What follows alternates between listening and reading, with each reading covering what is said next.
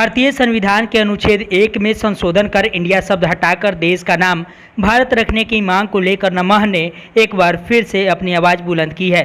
गाजियाबाद में आयोजित press conference में नमः ने कहा कि देश का नाम इंडिया में से भारत करवाने के लिए सभी 140 करोड़ देशवासियों को उनकी लड़ाई में शामिल होना होगा। नमः ने कहा कि हम सभी को शपथ लेनी है कि देश का नाम इंडिया से भारत किए जाने तक हम शांत नहीं बैठेंगे और लगातार संघर्ष करते रहेंगे जब तक देश का नाम पूरी तरह से भारत नहीं किया जाता है। देखिए, भारत की मुहिम मैंने छेड़ी थी आर्टिकल 1।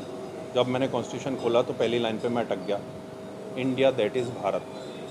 तो मैं नाम में भारत मिला था, लेकिन उसके लिए हमें 15 साल का पीरियड दिया गया था कि 15 साल के अंदर हमें ये करना, और उस 15 साल को होते होते आज 77 साल होने वाले हैं और हम अपने देश का नामकरण नहीं कर पाए। जबकि मैंने एक रिट पिटीशन लगाई 2020 में कि इंडिया का नाम एक होना चाहिए। तो उसमें सुप्रीम कोर्ट ने निर्देश डायरेक्शन दिया। ऐसे बहुत मिस इन्फॉर्मेशन फैलाई कुछ यूट्यूबर्स ने, जो अपने आप को बहुत व्हाट्सएप यूनिवर्सिटी और यूट्यूब यूनिवर्सिटी वाले या फेसबुक यूनिवर्सिटी वाले लोग हो रहे हैं ना आजकल।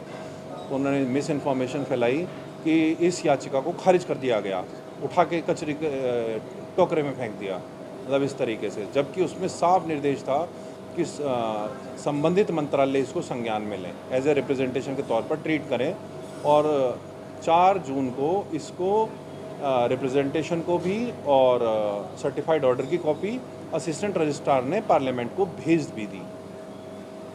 उसके बाद मैंने आरटीआई से और काफ़ी तरह से जवाब पूछा, लेकिन उसका जवाब मुझे नहीं मिला।